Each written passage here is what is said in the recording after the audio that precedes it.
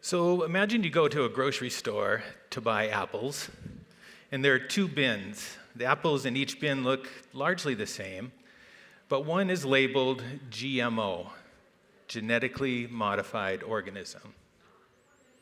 So which apple are you going to buy? I think most of us, out of caution or uncertainty, would probably pick the non-GM apple. But what if I said all apples are genetically modified? And in fact, we've been genetically modifying plants since really the dawn of agriculture. And you're probably scratching your head saying, I thought GMOs were the product of biotechnology. I thought they came about much more recently. But no, in fact, GMOs originated not in a fancy laboratory, but out in the field. So our early ancestors realized that if you grew plants out in the field, and if you saved seed from the best performing plants and planted it the next season, oftentimes those plants performed very well, much like the parental variety that you harvested the seed from. And a really good illustration of the genetic modification that can come about through selection is illustrated here. Teosinte is a grass native to Central America. It produces a few hard kernels. It's very shrub-like with many branches. But from generation to generation, over centuries of selection, the early farmers have slowly picked improved teosinte lines that gave rise to modern maize. We now have these beautiful corn cobs with rows of kernels that are rich in carbohydrates. And look at the plant architecture, one single stem. It's perfect for growing in fields. So this process of selection was inefficient, not very effective, but over enough time, it gave rise to the results we wanted.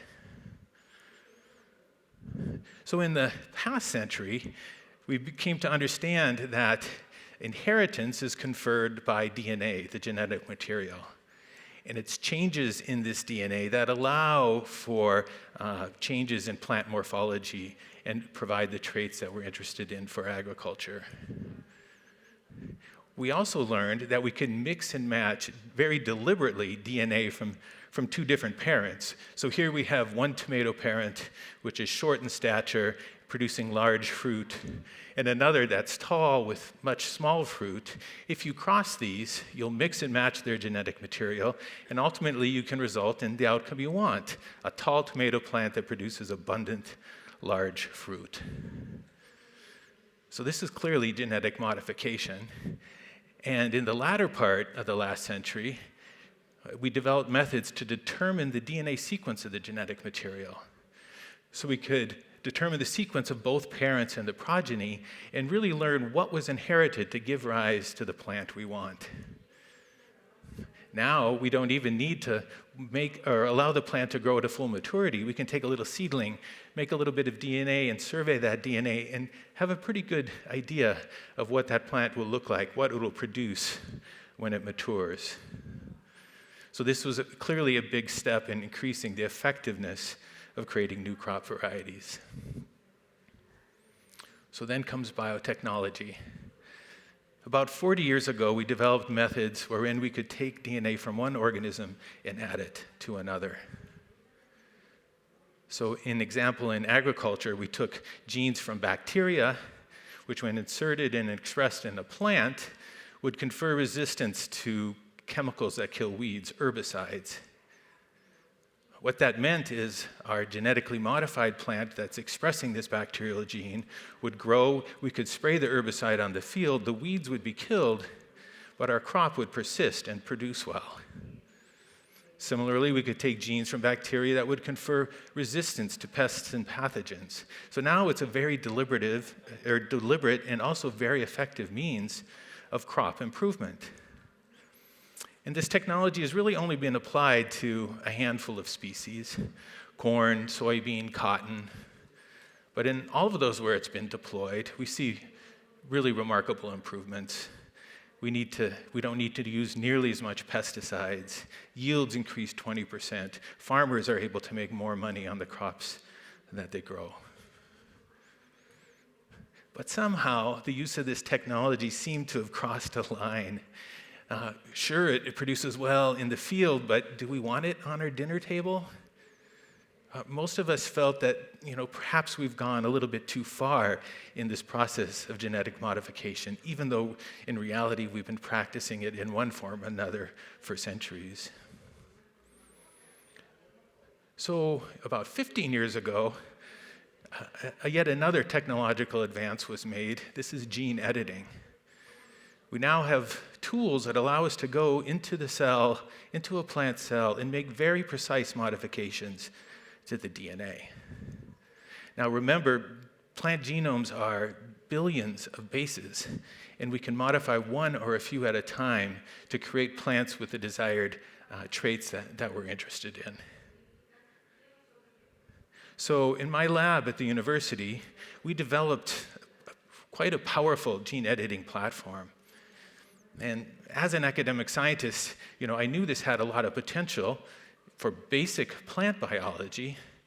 That is, if you can tweak genes and genomes and then look at the outcome in the plant, you can start to understand how the genetic material works to dictate plant growth and development. But it was also clear that this technology has a lot of value in agriculture for crop improvement. So I formed a company called Calyxt, whose mission was specifically to use our gene editing platform for crop improvement. And we wanted to implement traits that would have benefit to the consumer. We wanted to make healthier food ingredients. So one of the plants we modified, for example, was wheat. We made wheat with less gluten, so if people with gluten sensitivity could consume this wheat without a problem. We made wheat that was higher in fiber. We genetically modified alfalfa, which is used to feed livestock, so that it would have and provide the livestock with more nutrients when consumed. And we also created gene edits in soybean. And in fact, it was our soybean product that we commercialized, and it was really the world's first gene-edited food ingredient to make it to the marketplace. So what was our soybean product? Well, it was a healthier cooking oil. So soybean is grown, the grain is harvested, then it's crushed, and the protein's fed typically to animals as a source of amino acids. And then the oil is used for cooking and frying. So naturally, soybean oil is not necessarily that healthy for you. It's high in polyunsaturated fats. And so we made as few as 2 base changes to the 1.5 billion that make up the soybean genome, and we could change the fatty acid profile of the oil that it produced. So now it's healthier, better for your heart. You don't have to chemically modify it. There's no trans fatty acids. It lasts longer on the shelf, and it fries food much more effectively.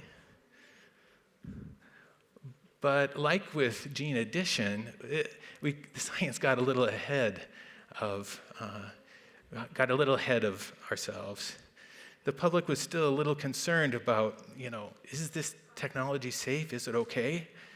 And so we went to governmental authorities to make sure that it was okay. So in the United States, we went to the Department of Agriculture, and they evaluated our soybean, and they said, this plant with only a few base changes really is no threat to the environment. It's very much like the soybean we've been growing for decades. Similarly, we went to the Food and Drug Administration because we wanted to feed our protein and oil to animals and to use it for human consumption. And after evaluating our product, they said, yeah, this is indeed a fine product, no threat to human or animal health, and so we could commercialize it. But again, we got ahead of ourselves, We had to label our soybean oil as GM in many countries. Some countries wouldn't even allow farmers to grow it and commercialize it. There was still a lot of caution being applied to the use of this clearly very effective and powerful technology. Well, modern agriculture faces a number of challenges. The population is growing really exponentially. And with that growing population, cities and towns are expanding, farmland is being used to build homes, and we're being forced to grow our food on more and more marginal lands. Wouldn't it be great if we could use gene editing to make plants that used fertilizer more efficiently so we didn't have to use as much, or combated pests and pathogens? And then, of course, there's climate change. Extremes of temperature, too much water, too little water. If we use gene editing to understand how plants withstand drought, we could clearly then edit them so that they could indeed produce more food under adverse conditions.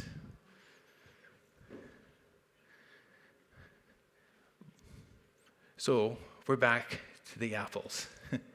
You're looking at those 2 bins of apples and you have to make a decision. Are you going to buy the GMO one or not?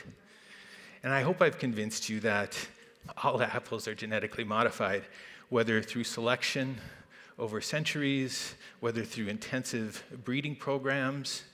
We could make apples resistant to pests and pathogens by adding a gene, for example, from bacteria. We could edit them to withstand drought. We have the powerful technologies to do this. And the arc of innovation, the increase in effectiveness is continuing, right? Selection, breeding, gene addition, gene editing, it's only going to continue. The next wave is already evident. We're going to be able to synthesize entire genomes from scratch. That is, we'll be able to write a genome to have the genetic content that we desire to create crops that will provide the food we need. But so far, really, we've not taken advantage of these powerful biotechnological tools.